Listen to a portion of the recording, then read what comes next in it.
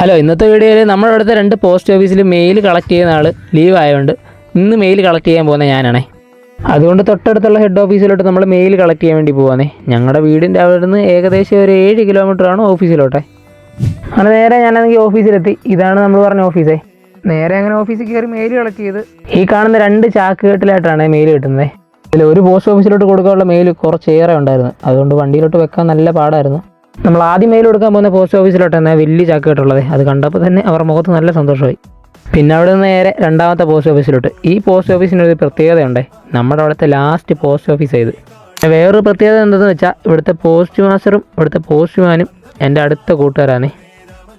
അങ്ങനെ മെയിൽ കൊണ്ട് വെച്ചിട്ട് അവിടെ ഇരുന്നപ്പോഴാണ് നമ്മുടെ പോസ്റ്റ്മാൻ്റെ അടുത്ത് പറഞ്ഞ് അവിടുത്തെ വീടുകളിലെല്ലാം കൊണ്ട് നമുക്ക് മെയിൽ കൊടുത്തിട്ട് വരുന്നു. പിന്നെ നേരെ നമ്മൾ മെയിൽ കൊടുക്കാൻ വേണ്ടി പോയേ. ഈ കാണുന്ന ഇത്ര മെയിലുണ്ട് നമുക്കിന്ന് കൊടുക്കാനായിട്ടെ. അങ്ങനെ പോസ്റ്റ്മാൻ മെയിൽ കൊടുത്ത് തുടങ്ങി. അങ്ങനെ പോസ്റ്റ്മാൻ പെട്ടെന്ന് തന്നെ നമ്മുടെ മെയിൽ കൊടുത്ത് തീർത്തിട്ടുണ്ട്. അവിടെ നിന്ന് തിരിച്ച് പോസ്റ്റ് ഓഫീസിലോട്ട് വന്നിട്ട് ഹെഡിലോട്ട് തിരിച്ചു കൊണ്ടുള്ള മെയിലെല്ലാം കളക്ട് ചെയ്ത് വണ്ടിയിൽ വെച്ചു. അതുപോലെ തന്നെ നമ്മൾ ആദ്യം പോയിട്ടുള്ള പോസ്റ്റ് ഓഫീസിൽ നിന്ന് മെയിൽ കളക്ട് ചെയ്തിട്ട് നേരെ നമ്മൾ ഹെഡ് ഓഫീസിലോട്ട്. മെയിലെല്ലാം കൂടെ കളക്ട് ചെയ്ത് വരുമ്പോഴത്തേക്ക് ഏകദേശം 2 മണിയാവേ.